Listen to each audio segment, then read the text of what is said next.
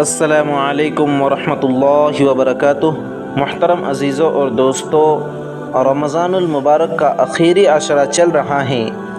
رمضان کے آخری عشرے کی ایک خاص عبادت اعتکاف کی ہے۔ اصل میں بات یہ ہے کہ رمضان المبارک کے جو قیمتی اوقات ہے اس کی قدر اعتکاف کے بغیر کامل طور پر نہیں ہو سکتی، اس لیے کہ اعتکاف کہتے ہیں اپنے آپ کو مسجد میں اللہ رب العزت کی عبادت کے لیے روک لینے کا۔ آدمی کتنا ہی شوقین ہو، کسی کام میں مستقل مشغول رہنے کی وجہ سے طبیعت میں فطری اکتاہٹ پیدا ہو ہی جاتی ہے اور عبادت کا جو تسلسل ہوتا ہے وہ موقوف ہو جاتا ہے۔ لیکن اعتکاف ایک ایسی عبادت ہے کہ اگر معتکف مسجد میں خالی بھی بیٹھا رہے پھر بھی عبادت گزاروں میں اس کا شمار ہوتا ہے، اور معتکف کا کوئی لمحہ ضائع نہیں ہوتا، اور مسجد میں بیٹھے بٹھائیں اسے بے شمار اعمال صالحہ کا، نیک کاموں کا ثواب ملتا رہتا ہے۔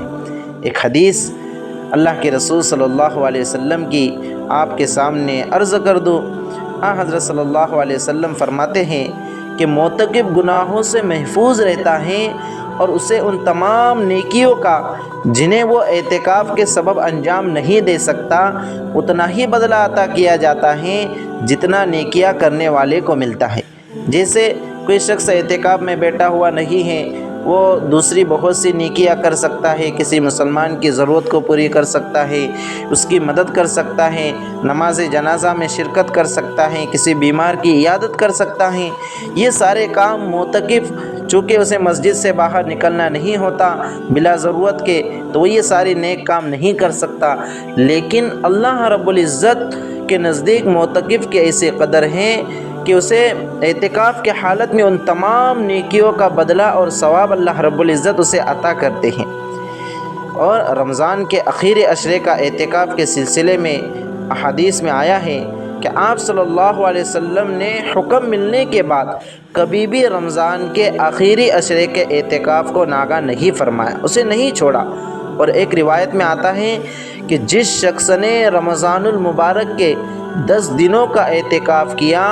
اس کو 2 حج اور 2 عمروں کا ثواب عطا کیا جائے گا۔ من اعتکف 10 فی رمضان کان کحجتین و عمرتین، یہ الترغیب والترہیب جو حدیث کی کتاب ہے اس کی روایت ہے۔ تو اتنی فضیلت ہے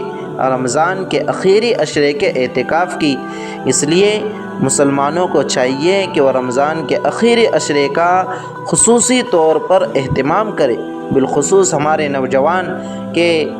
اگر اعتکاف میں بیٹھتے ہیں تو گناہوں سے بچنے کی، گناہوں سے رکنے کی ایک مشق نوجوانوں کی ہو جائیں گی، پھر عام دنوں میں گناہوں سے بچنا اور نیکیوں پر چلنا ان کے لیے بڑا ہی آسان ہو جائے گا۔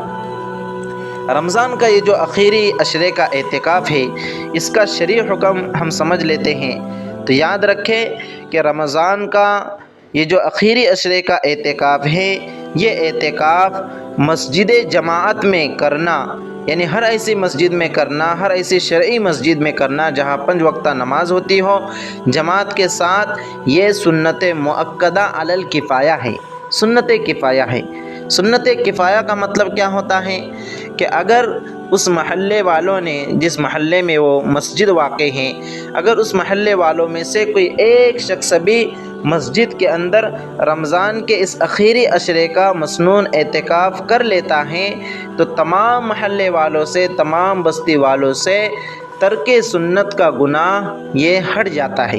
یعنی ایک شخص کے کرنے سے ذمہ داری ساقط ہو جاتی ہے۔ لیکن اس کا یہ مطلب نہیں ہے کہ صرف ایک ہی شخص اعتکاف میں بیٹھے، بلکہ یہ ہم لوگوں کی آسانی کے لیے ہیں، ورنہ تو ہونا تو یہ چاہیے کہ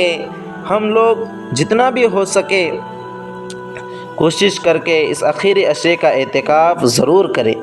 تو یہ جو اعتکاف ہے یہ سنت مؤکدہ علی الکفایہ ہے۔ ہر ایسی شرعی مسجد میں جہاں پر 5 وقتہ نماز ہوتی ہو، وہ مسجد وقفہ ہو، 5 وقت کی نماز ہوتی ہو، چاہے عام دنوں میں 5 وقت کی نماز نہ ہوتی ہو لیکن یہ آخری عشرے میں کم از کم 5 وقت کی نماز وہاں پر ہوتی ہو جماعت کے ساتھ، تو وہاں پر مسنون اعتکاف کیا جا سکتا ہے، کرنا ضروری ہے، ورنہ تمام محلے والے گنہگار ہوں گے اگر کوئی بھی اعتکاف نہیں کرے گا۔ اسی طرح جس طرح اعتکاف مردوں کے لیے مسنون ہے، اسی طرح اعتکاف عورتوں کے لیے بھی مسنون ہے۔ اب عورتوں کے لیے مسجد کے اندر آنا ضروری نہیں ہے، بلکہ عورتوں کی الگ مسجد ہوتی ہیں گھر کے اندر۔ گھر میں عموماً عورتیں اپنے نماز کے لیے، اپنے ذکر و اذکار کے لیے، اپنی عبادت کے لیے کوئی جگہ مخصوص کرتی ہیں، کوئی کمرہ مخصوص کرتی ہیں، تو عورتیں اپنے اس کمرے کے اندر، اس جگہ کے اندر اعتکاف کی نیت سے بیٹھ جائے۔ اگر عورت اعتکاف کرنا چاہیں تو وہ اپنے گھر کے کسی کمرے کے اندر جہاں پر وہ نماز وغیرہ پڑھتی ہیں عموماً، وہاں پر وہ اعتکاف کی نیت سے بیٹھ جائے۔ اب وہ کمرہ جہاں پر وہ اعتکاف کی نیت سے بیٹھی ہیں، اس عورت کے لیے مسجد کا حکم رکھیں گا، یعنی اس کمرے سے وہ عورت بلا ضرورت باہر نہ آئے۔ جس طرح مسجد سے اگر کوئی معتکف بلا ضرورت باہر آتا ہے تو اس کا اعتکاف فاسد ہو جاتا ہے، اسی طرح اگر کوئی عورت اس کمرے سے جہاں پر وہ اعتکاف کی نیت سے بیٹھی ہیں، اگر بلا ضرورت وہ وہاں سے باہر آئیں گی تو اس کا اعتکاف بھی فاسد ہو جائے گا۔ اعتکاف کے دیگر بھی بہت سے مسائل ہیں، ہم اپنے قریبی علماء سے معلوم کر کے اس پر عمل کر سکتے ہیں۔ انشاءاللہ ہم بھی گاہے بگاہے اس کے اوپر ویڈیو بناتے رہیں گے تاکہ آپ لوگوں کو بھی دین کے مسائل کا صحیح علم آپ تک پہنچ سکے۔ اللہ رب العزت سے دعا ہے کہ اللہ رب العزت ہمیں عمل کی توفیق عطا فرمائے۔